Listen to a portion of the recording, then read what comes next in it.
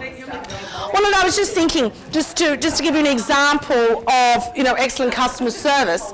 When we all walked out of here today, not everybody knows this area. And at morning tea, Lenore and I rushed over, and we didn't want to go to Macca's, so we went to a little coffee shop there, Snow's, in the marketplace, or whatever the shopping centre's like. So I thought, well, I knew that at morning tea, the few sips I had at morning tea, the latte was great.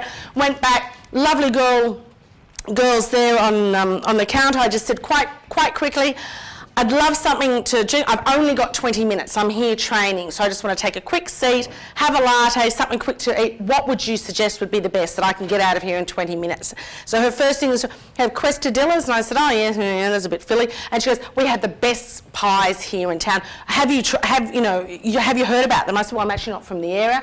We have gourmet pies. This is the range. Thinking you're selling me. I said, don't tell the person I'm supposed to be dieting for, which is my person on my left shoulder, that I'm actually having the pie. Latte was fantastic. And then on leaving, I said, thank you so much. I got out in 20 minutes. I said, there's a group of us across the road. I said, they meet every 5 weeks. They're not aware of where to go because someone's from outside. She goes, let me give you a card. So there is our frequent user card, loyalty card, but what was better, because they don't have their address on here, which I pointed out, was that she is now giving me a list of all their caves and different things that they offer, plus the addresses where they are, and a membership form for Lenore to fill out. And if she becomes a member, you get all these bits and pieces, about $80 worth of food and beverage, etc. But the fact is, it's not the freebies, it's the way that she said to me, kept it to time, knew that I was from out of town. It was just really excellent customer service. And where do I go from next time I suggest if I'm having meetings up here every week in Newcastle? I'm going to come here. Nobody else has even got a shoe in compared to these girls here. So it was excellent. All right. Oh, thank you for that, because I've already gone through menopause, but I thought I was having another episode this morning. It was rather warm. Yeah, I thought it was getting a bit warm. Yeah, it was warm. It's even warmer when you're up front of the projector. There's lots of problems. And we're all such heavy breathers. Heavy breathers. So we're all here, we're all ready. So have you had an opportunity to read through your reports? Okay, so we're going to look at internal service now, and then after afternoon tea, we're going to break up and we're going to have a look at the reports with a little bit more in depth. And then Lenore will carry that through to tomorrow, and then I'm always online, so you're all on the telephone, so we can follow up from there too. Oh, I can feel a difference already. All right, so now we're going to look at internal customer service. We've done the external, what the perception of our customers are. So I want you to think back, when you walked into your office, whether it was this morning or I'd say it was probably yesterday when you walked in, did you walk in with a happy feeling that you were excited to come to work? And as you walked in, you said to the staff, good morning. And did you get a happy smile and a good morning back? Or was it downcast shoulders, a grunt, yeah, here we are, another day, another dollar? Hi, or just total ignoring you, I'm just looking at the keyboard or I'm on the telephone. This is what happens in businesses every day. And whether it's even ourselves, even if you don't have staff, you've got to think about how you internalise your service. So I just want you to stand up for a moment, please, because I think it would be lovely if we could reboot the attitude that we have of our staff, but also our own personal attitude when it comes to internal service. So, because the other day I had to reboot my mobile, I took it to Telstra and go, look, this is a situation. All you've got to do is put one hand on your head. That's it. And well, that's later. That's very good for karaoke. One on your belly button. Now, on the count of 3, just push in and hold for 5 seconds. So ready? 1, 2, 3, push in. 1, 2. You're now rebooted. You're back to factory settings. You're back to that lovely personality. You need to do that to your staff, and they're all just going to be, wow. Right, we're back to normal. So let's sit down. We're gone back to that enthusiastic, the first time we were at the office, we wanted to be really excited about what we were doing, that wonderful smiling face. That's where we're working from. So, our internal service. Let's have a look at it. We're going to be reviewing, reconnecting, and re-establishing with our staff and with ourselves and with external suppliers. See, even though Karen, being a bookkeeper, she is still part of people's businesses. So we need to know how we actually interact with Karen. There's no use getting ticked off with Karen because she's asked you all these questions, and we were having a chat this morning and I was saying, you know, with my bookkeeper, they'd ask these, what I would think was dumb questions. But to them, when I cooled off and answered the questions, I found it's been able to work a lot more smoothly as the months have gone on, because accounting is not my field of expertise, it's theirs. So I have to sort of calm down my management style because Karen, or my bookkeeper, is, like with Xero, is away from me. So when you're emailing or texting people, not actually having that face-to-face conversation, you really have to think about how are you connecting with them through your management style, and is it being an effective process for your business. So let us begin. If I wanted my employees to treat my clients well, I had to treat my employees well. Would you believe that? Do you agree with that? I hope you believe it. You do.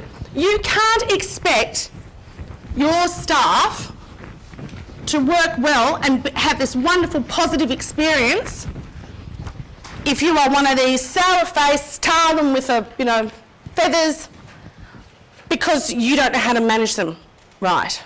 And when you looked at those reports, you can imagine after 20 years, I have delivered some amazing reports, some with the most amazing results, and others that have been quite damning.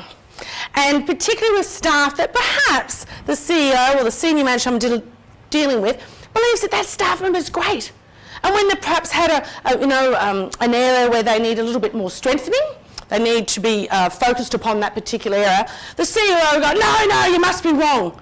You've got the wrong person, you've got them on a bad day, or they're never like this. I don't know why they would be like that. And I sit there and I listen to a lot of reasoning, and sometimes it's fair, because this is only a snapshot of time in your business. And sometimes it can be justified because of other issues, but you're not justifying to make it an excuse. But what I have found with CEOs, sometimes they may say, what date was that again? What time? Oh, yeah, well, we did have a meeting, that staff meeting that morning, and I just sort of said to everybody, if you don't pull up your socks, we'll be closing the doors. You're all bad as each other, blah, blah, blah. Didn't really isolate the people that weren't being the effective salespeople, instead of everybody just tarred and feathered them and made it a situation where everybody felt bad, even the positive staff, they were pulled into this really negative situation. So when they came out to the front line, their attitude, which is was like this: oh, great, why would I bother? Because they'd been just tarred and feathered. So, you have to look at your style that you use with your staff. How does that come across to your customer? Because they're the end user. They're the people that actually see that interaction that you've had with them. So this is really looking at your style and how that's perceived. So in your workbooks there, I've got there on that first page, page 2, it all begins with you. So, many times we blame staff, suppliers, or even patrons before looking at our systems and processes, or what we could do as manager to enhance internal customer. It all begins with you. We expect our staff to be accountable and responsible for their actions, but if we were to hold a mirror to ourselves, do we see us blaming others, not accepting our mistakes, or trying to justify our behaviour? Being trustworthy is a quintessential value to have in a workplace for your staff. And I have 6 key principles which impact on a positive internal customer service experience. Now, you may have other principles, and this is something I really just want you to have a think about in your business.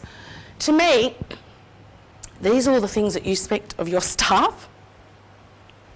But do you do this? And Barbara, I know you're only a one-man show, and the same as you, Karen. But you've got to look at this as you are that staff member for that customer. So are you on time? Be on time and show up. If this is what you expect from your staff, are you? Do you do that? Do you say please and thank you? Just think about, it's the basics, but just think about sometimes how you actually talk to staff or talk to people in general. It could even be your own family. We all say, can you just get me that folder on that client? Now, it doesn't always have to be the tone that you use, but it's the little please and thank yous that make it a big difference, because we're thinking. You know, we make this excuse, oh, we're busy, I didn't think about using, you know, the formalities of please and thank you. It makes a big difference to the person that you're speaking to. Actually do what you say you are going to do. That's probably another thing. As managers, what do we say that, oh, we're going to be doing this, we're going to be implementing this new database, or we're going to be putting this new app on, and everybody's going, oh, this is exciting, great. Days, weeks go by, months, and oh, I haven't really got around to that. You know, Lenore's going to be very accountable for next time you meet. She's writing down there in her little catch-ups the things that she's got to do. And that is her focus. All of you are accountable for what you write up on those catch-ups. It's not, oh, well, I didn't get around to it, because what's the point of sitting here?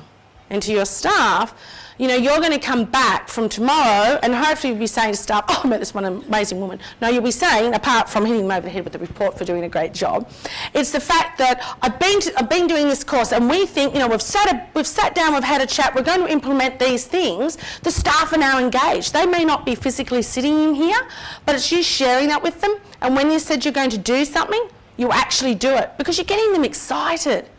You're involving them. It's making them passionate about your business. So it's really important that you actually do what you say you're going to do.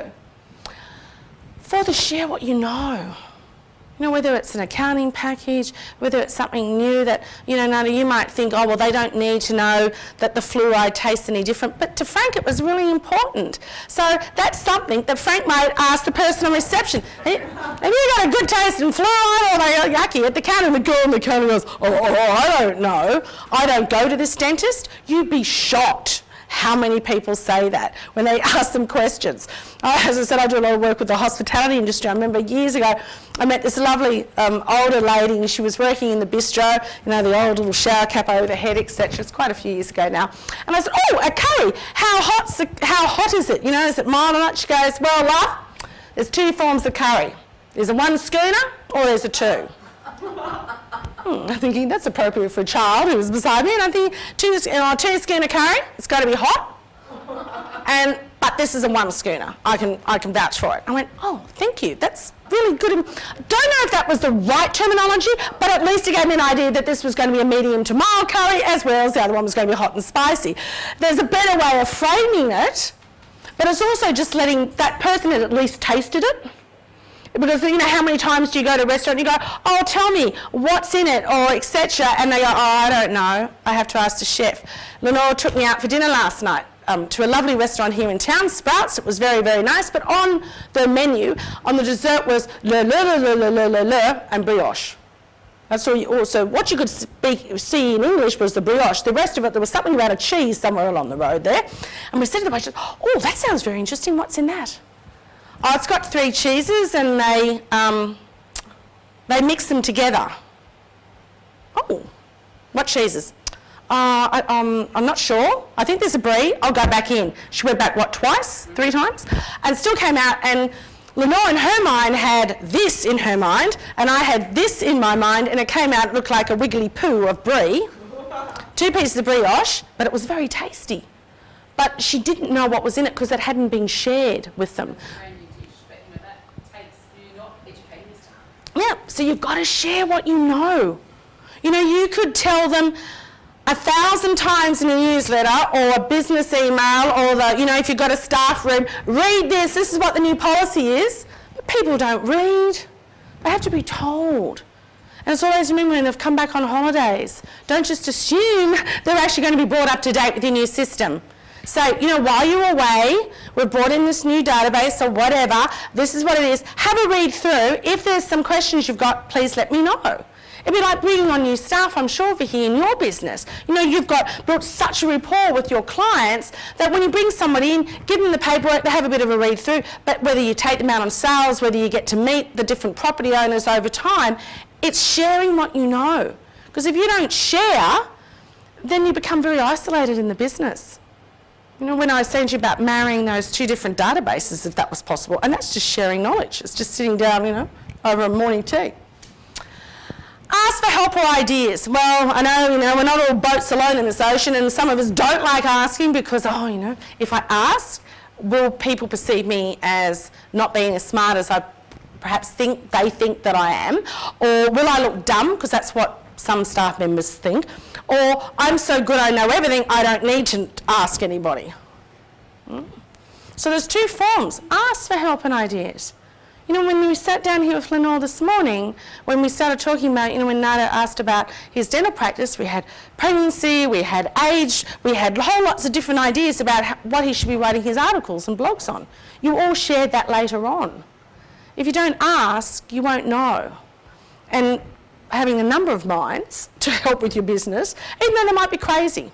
You might think, I've tried that, that's dumb. Don't say it, write it down and have a think about it. And then complete what you start. It's a bit like coming back on here on number 3, but certainly complete what you start. Don't have this great idea of social media. How many people are on, when it first came out, Facebook, LinkedIn, Twitter? Yeah? And we thought, oh wow, we're really gun ho and blogs. And we did it for a few weeks, maybe in a few hours, maybe in the first hour. And we haven't been back to it for 12 months, 2 years. And when people go on to that, they go, they're not updating it. So you've got to think, you know, if you're going to start something, you've got to finish it well, otherwise don't do it. And to me, social media is that way. If you haven't got the time to do it, then don't do it. Focus on one aspect of social media. Would you agree? Instead of trying to do everything and just do it half-hearted or forget about it. So always think about completing what you start. So I want you to take a moment and just write down, actually I don't think I even gave you some spare space there. Tick the ones that you think you agree that are some of your 6 key principles, and perhaps you may even have some of your own, or your own value, because we've all got various values and beliefs. There's 8 very common ones, but what are your values and beliefs, and how does that affect your business? So I'll give you a couple of minutes just to have a think, please, would be good.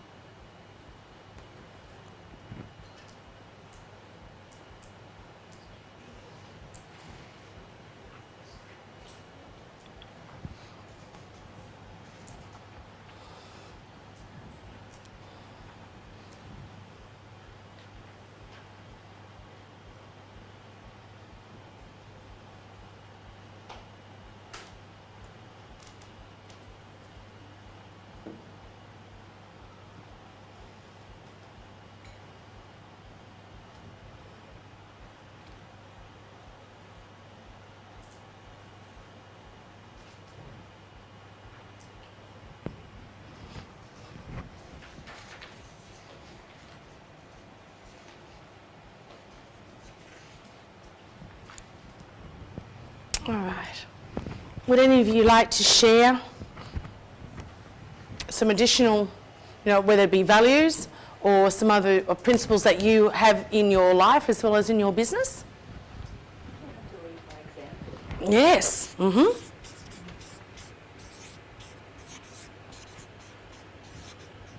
How do you do that, Nicole, in your business? Well, after coaching, insistence from the, it's just my attitude, reflecting, like being mindful of what I may say or do can impact on other staff, and you can't expect them to behave in a certain way if you're not doing it yourself. So just trying to be more positive and probably trying to bring a learning experience out of something that's negative. Or Yes. That hasn't gone well, learn from it. As opposed to being down or getting all frustrated or Definitely. about it, learn from it and try not to have it happen again. Yes, excellent. Good. Thank you for that. That was good. Very good. Thank you. Very clear with your expectations. Clear with your expectations. Can you give us an example, please, Kath, in your business? Yes. For instance, we have one staff member who juggles the practice manager and myself. So we had to get the two of us together and say, okay, for this thing, you need to see this person, for this thing, you need to see this person, and if you're not doing that, then you're not doing what we're asking you to do. Had to be that obvious to her because she would be a little bit manipulative about, getting time off and that kind of thing. She'd ask the not scary one of the day. Oh, it sounds like a teenager to the parents. Yeah, Yes. that's Mum, can I go to the that's dance? Yeah. It actually works. She doesn't work from a respect point of view. She works from a fear point of view. Okay. Which is very strange to deal with in an adult. But anyway. Yeah, it is. You didn't know that when you did a job description on it, did you, in the interview? All right. So clear expectations perhaps stops manipulation. Yeah. Mm-hmm. And it's, the thing is too though that it's fair. And Yes. You need them to say it back to you. Mm. You need to know that what you've said is understood. Yes. Yes, I had a PA many years ago, and she used to go, okay, and then I'd get back to the office and there was nothing done because she just kept saying, okay. And I'm thinking, it's not okay because you haven't listened to me. But then I did have a lovely staff member who was, and she still is with me for these 15 years, and Kayleen said, you remind me of a seagull. You're a seagull manager, Michelle. You sweep in, you poop, and you swoop out. And at first, I went, how rude. But you know what? It's exactly what I do. Because, we all said it'd be lovely to have somebody who was us, who owned our businesses, that was so, passionate about it, and think like us. Because I find it really strange that people don't think like me. Do you feel like that, Frank and Vicky, in your business? Yeah, why don't people think like us? No, not all we're saying about who new staff member. Why do you have to, not dumb things down, but why do you have to teach them the basics? Surely they've got some initiative. But that's us that's doing it. So I'm very much that manager, and I've had to change my style of management because I would just get frustrated. Why do I have to break it down into what I would think is just normal common sense? So you have to think about, are you having a situation where they actually do understand what you're saying? And then putting into practice what you're wanting them to do. So perfect. Anybody else here a seagull manager? All right. What's some other thing? What about you, Barbara, in your business? Yes, well, I was thinking about staff, No, but thinking about yourself, yeah? about myself. You are staff. A valuable belief that you have. The valuable belief I have is more about clients, I was just realising. So have people leave feeling better than when they came, or at least see a way forward. So you would want to be very much, I would say then, very, very focused and present when you're dealing with your clients. Because that to me is a very strong, it's a form of value that you are present with them when you're engaging them, that they know that you are, it's going to be kept in confidence, but you're actually listening to them, so you'll be able to give them a solution. So that would be most important. Karen? Mine's actually systems and procedures. And so how do you put that into your business? That works into a principle of your business. Yeah, so for example, with, if we're doing someone's book school, I've actually got a system in place where we can type up things that actually we need them to authorise us to do or show them hasn't been done correctly. So I've got that procedure in place that someone does it, sends it out to them. If the client needs to fill it in and send it back, then it's all sort of set up some systems, and at the end, send a report out to the client at the end, showing them the profit and losses. So do you think one of your main values in your business is to be accountable and efficient? Yeah. And be correct. Because I don't care how many things I've got to sign to say I take full responsibility. If you have mucked up my tax table, I'm not going to be happy with you. Because I have nobody else to go from. It's just you, the bookkeeper. So you expect them to know. Vicky? I'm willing to change. Oh, that's good. How do you see that in your business? In many aspects, with staff and then also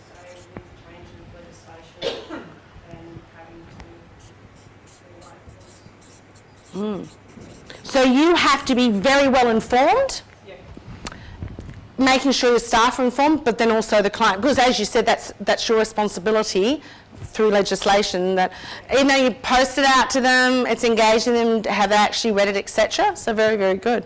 Excellent, I like that. From a staff point of view is that all staff members are different.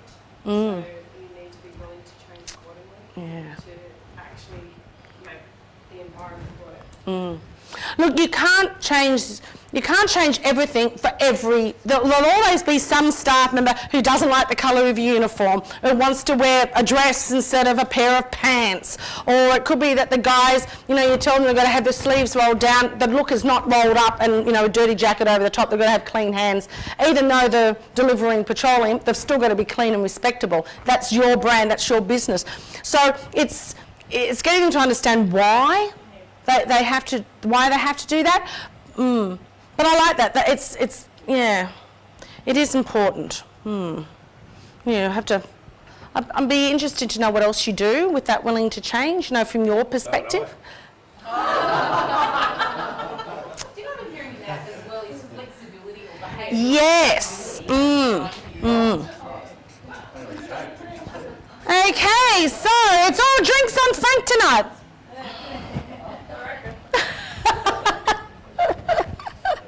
So yes, flexibility. I like that. Very good. Excellent. And I think that also with that, being willing to change with staff is to actually listen to your staff.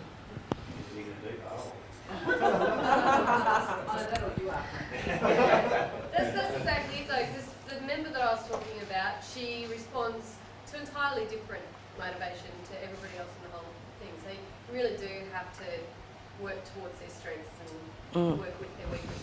Look, motivation is different in all of us.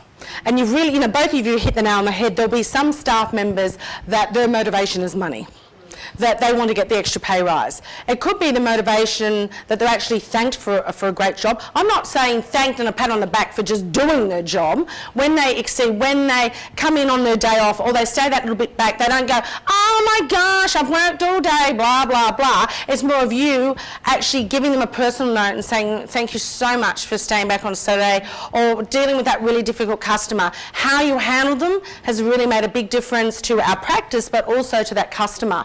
And sometimes it can be just that personal note that they receive at home.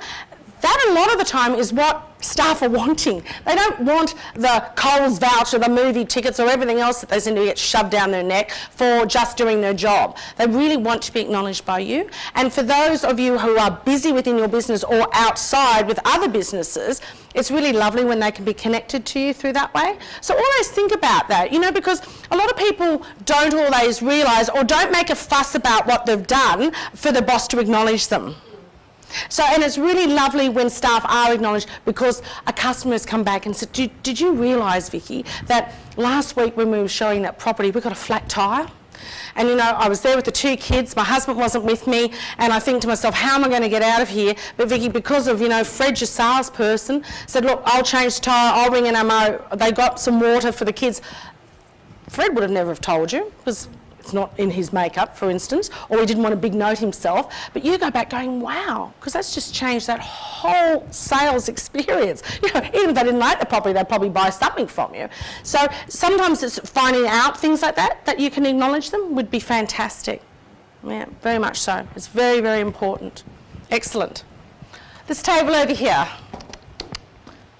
What else? Remain fair. Remain fair, yes. Fairness. So how do you see that in your business? Maretta? Well, I do the rostering and stuff like that, so I try and keep it fair amongst all the casual staff members, make sure, one's not being given priority over another. But mind you, why should we reward the staff that when you ring in and go, oh look, Deb's just rung in this morning, she can't work, the 9 to 12 shift, can you come in? And their first question is, oh, well, who's the dentist on today? Oh no, I don't like working with him, I'm tied in the sock drawer, I won't be coming in. Sometimes you get staff like that. And so you'd be surprised the excuses that I hear when someone that comes, shampooing my hair, whatever it might, because they don't like the boss that they're dealing with, or they don't like the other staff that they're on with. So those staff, not that you're going to hit them over the head with a piece of wood either, but they've also got to understand if they're not going to be willing to be flexible, then when an available shift comes up, you're going to give it to the person who says, yep, I can do it. I was doing something, but I can change my plans because I want to help you. So it's nice being fair, and I agree with you, but I think there's always opportunities that you can reward the staff with who are saying, you know, I've just bought a new car, and saying, well, you know, if we've ever got some spare shifts, would you be interested in getting some more time? You know, it's always that communication with them too. Anything else? Frank, you got anything else? I just, and it's probably still along the lines of number 3 there, I just wrote under offer and over deliver. Yes. Yep. Can you give me an example, please? All our guys, I guess, are on common hourly rates. We sort of guarantee 40 hours a week minimum. Mm-hmm. Then they can obviously budget for what they go home, but generally they're all working around the 50-hour mark. Mm-hmm. So they're quite happy with that because it's extra money for them based on what they're budgeted on. And Yes. Mm. if I sort of guarantee them 50 hours and some weeks it's not there, when they start whinging that there's not enough work or not this or that.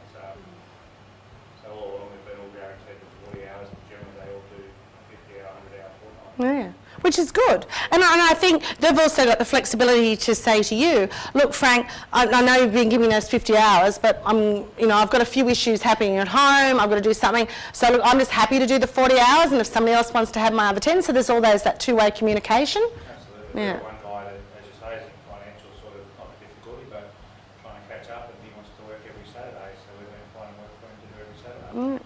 And you know, and sometimes it's lovely, it's like a gift from employees, because you're sitting there at home going, oh, you know, with my program, I need editing staff 7 days a week at all various times. And it's really hard to find somebody who's going to work on a Sunday, but that's probably one of my busiest times in my business when all the reports come in, because they just edit and make sure they're correct. But it was just putting a call out was, you know, who'd be interested in working on a Sunday and Monday, because the other lady works Tuesday to Saturday, because that suited her. And it was that opportunity of actually asking her in the first place, what are the 5 days you'd like to work?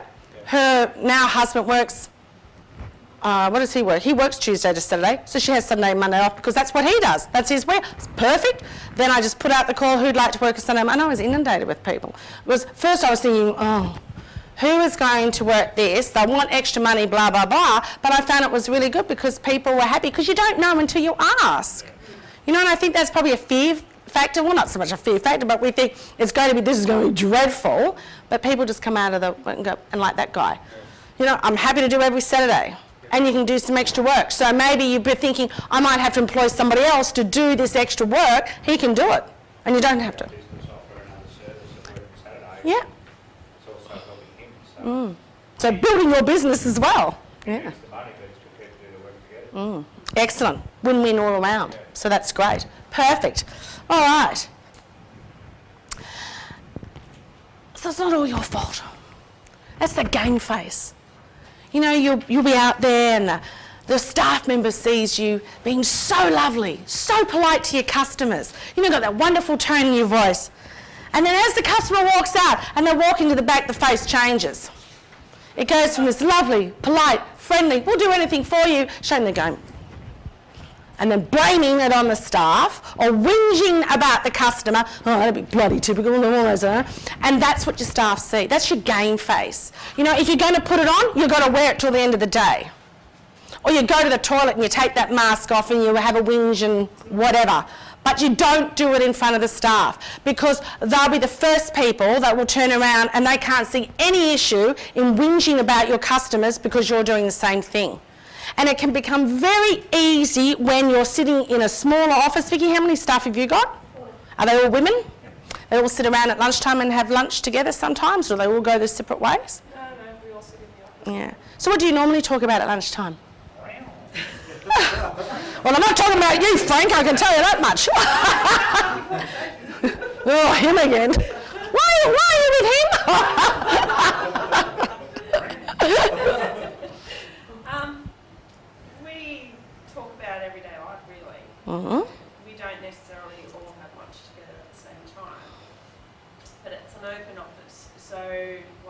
general idle chit chat can go on, you know, all day basically. Yes. And yeah, it can be about clients, and yeah, it can be about hour and a half, and whatever that's Because sometimes, you know, the people that we work with, we probably spend more time with them than we do with our partners in our life. So we have to be we have to think, particularly when you're the owner, the owner of the business and the manager, we have to bite our tongues sometimes because we disclose too much. We've had we've ticked off with the partner or whatever it might be, or that customer. We say too much, and we may be lying in bed that night thinking, oh, perhaps I've gone from being the boss and the manager into this very personal frame. So you've got to be very aware of where your boundaries are, because you don't know what's going to happen tomorrow. That person could leave, you could have a dispute with them. And unfortunately, there are some people in this world that have got a very nasty streak in them, and they will badmouth you to everybody. So it's also looking at the context with your staff when they're commenting on customers, that they're not giving away anything that's too confidential either, and being aware that that person may not look or appear the way that they expect people to be, but everybody's different. So it's being respectful of who your customers are and being mindful of what you are saying about them as well as your staff. And so it's looking at that game face and thinking, you know, it's more than just the face, it's the content that you're actually talking about. Especially in someone else's case where they could go to another real estate agent to do the same job down the track, Yeah. or another dentist or another whatever, and say, should heard what she said about Yeah. you, or what she says about her client. And Frank, you've hit the nail on the head. You know, the days where, you know, my father was born in a depression, I mean, they've always had their own businesses, but even from that time where a man would, or a woman would start their job and they'd leave 50 years with a golden watch, that's long gone. There's no loyalty from your employees, and a lot of employers don't have loyalty with their employees either. So you're very, very right with what you're saying. What else could they say? What could they say that could really put you in a pickle? You know, it's a bit like what your mother used to say, your nana. If you can't say something good about somebody, then don't say it at all. Have you all been told that at some stage, or some form of that? And every time, sometimes you'll be gossiping and your little tongue will start tingling, you'll think, I should just zip it. I'm saying too much. It's getting out of control. This is just walking out, you know. So you've got to think about it. Lenore. I was going to say, one of the issues about being a business owner and then having discussions with your staff about customers or joining in those conversations is that sets a tone for the business. It's like, well, if the boss, you know, carries on about customers or clients, then it's okay for us to, and it sets a culture within the organisation. It's okay to pitch about customers or clients. And in actual fact, it's not okay to do that. And you know, that vibe then goes out beyond your office. Because they think it's okay to think some clients are difficult. But at the end of the day, our clients and customers are the people who generate income into our business and keep us all employed. Yes. Keep all the employees employed, we keep the owner in business. So I think it's up to us as business owners to set the tone. Definitely. Around being respectful of our clients, even when they are pains. And yeah, because you put up that negative filter where they would get off their phone and they might go, oh, Nicole, I've got that old bat who was in here yesterday with the bung teeth. She's on the phone again whinging on line 3. So as soon as you hear that from the receptionist, Nicole's going to pick up the phone, oh yeah, old bat, bung teeth, line 3, yeah. So she's already going to be in that mindset. It's the same with you, Barbara. You know, you've got a very confidential space, but like all of us, we need some outlet where we do talk. So where it's probably being mindful of who you're talking about, and particularly when you're in, you know, it's Newcastle or the Hunter region, it's still a very small area, and even in Sydney, you'll be sitting in a coffee shop and you could be going, you know, loose ships, what is it, loose lips sink ships? And it's very true because you don't know who's sitting behind you. So you've always got to be really mindful of it all the time.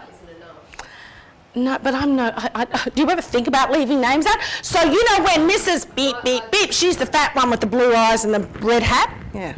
You do leave out names? Oh, you're good. Well, I do. I absolutely have to. But even just talking about a situation, Yeah. they're unique, most of the situations. And you know, somebody will hear that situation and know who you're talking to. Yes. You're gonna hear. Yeah. It's a very small world, so it's always been really, really aware of that. All right.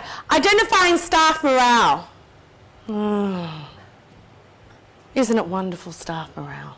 Wouldn't it be nice if they came to work and said at the start, happy, I'm getting paid! Yes! Somebody wants to employ me! some people say to me, oh, Michelle, we're so fortunate. We've had Mary for 20 years. She's not going to move on. I feel like saying, yeah, because nobody else would employ Mary. Nobody else would want her. You're putting up with her because, you feel sorry for her. Oh, they've got a bad debt. Or something's just happened in their family. I know, and I don't want to seem harsh, but you're running a business. If you'd like to run a charity, then do that. That's wonderful. But you have to be mindful you're running a business. If you've got someone in your business who's not working effectively or upsetting customers or upsetting other staff, then it's your responsibility to look after them. Stop looking at Vicky that way, Frank, as though you're beating into her mind, get rid of a staff member. I'm sick of hearing about it every night. You lie on that pillow and you whinge. And you grind your teeth in your sleep. Do something about it. Yeah, because that's what we do. We go home and we internalise the issues, particularly when it's our own small business. And, it'll be our partner or it'll be our children, and we internalise how we're feeling. Our teeth will start to grind in bed. We start to get anxious. We get up the next morning, we're not sleeping well. All the way in the car, you're thinking, oh my gosh, I've got to face, what's she going to be like today when the door will open? You picked her. I had a PA once. Yeah, you do. Do you look in the mirror and do you honestly say, Barbara, I want to come to you because you're the best psychologist? No, but I should start. You need to put a mirror in your office. A bit more confronting. Well, nobody else is going to tell you what you look like.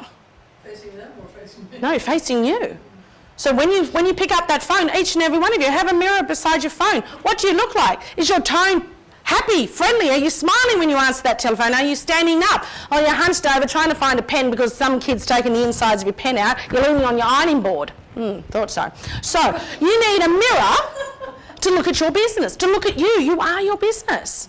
Okay? So you've got to think, if that's what you're feeling when you walk in the door, because I had a PA once, honest to goodness, I dreaded every single day of the 12 weeks she was there walking in the door. Because I would walk in the door and she'd go, hello. And I go, oh, hello. And I employed her because she was extremely professional looking. And then I actually used a group of people to employ this girl instead of just me doing the job description. And one is, can you spell? Because I have created a program that there is no spell check on it. So she goes, oh, yes, and we do all these different things. And so I employed her. And every day I'd go in there, she would shut down. And I would sit there for 8 hours. I think in 12 weeks, I was probably 2 days in that office where I sat there and she would not say a word. Now, you've known me for a few short hours. Could you imagine me not talking to somebody for 8 hours? It was dreadful. There was this bookcase between us and I used to go, because I'm thinking, hello, there's got to be something there. There was no contact. But when I walked out, the other staff member said she didn't shut up. So I don't know what, it's not my fault, of course. But the fact being is that she wasn't part of our business and it just wasn't working. Because whether it was it may have been my fault, what my expectation was of her, did she not understand what her role was? Or was it just her personality that would just, some people want to be in an environment where they're working with lots of people and lots of clients, but when you put them in an environment where they think it's going to be an office where you're actually just going to be sitting there and there's really not going to be much client contact face to face, it may not suit them because they've all got different personalities. So you've got to look at that staff morale of what are they looking for. But if they're that one cog in the wheel that's not working, then either work it out or move them on. Because how many good staff have you perhaps lost because you've kept them on in that position? So sharing the misery and the woes, the skunk in your business. Where is he? Have I got a picture of my little skunk? Have you got your skunk here? Your little skunk? Yes. So you're going to do some work here. I want you to think about the job description. Why did I employ them? So when I talk about a skunk, I talk about the person that is very much like a skunk. I think it's a really great analogy. Because even though we don't have skunks in Australia, we all know from People of Pew or any other nature program you've been seeing, that when a skunk becomes afraid or defensive, they let out that horrible smell that permeates the air for 2 miles. Doesn't care who it affects, it everybody smells it. So I said many of us may not have experienced it, but you can see, you know, from the shows that we've watched what's that like. Well, a skunk is very much like that in your business. It is somebody who doesn't recognise their attitude on that day, and they come into work, and you come in happy and smiling, welcome, how are you? And it's typing away, answering the phone, having a really boring, monotone voice. They don't want to engage with anybody. At morning tea, the water cooler, and they're whinging and moaning.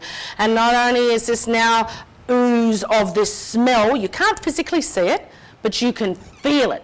It comes out of their body, it oozes across to all the rest of the staff, because there'll be staff going, I do not want to mix with that person.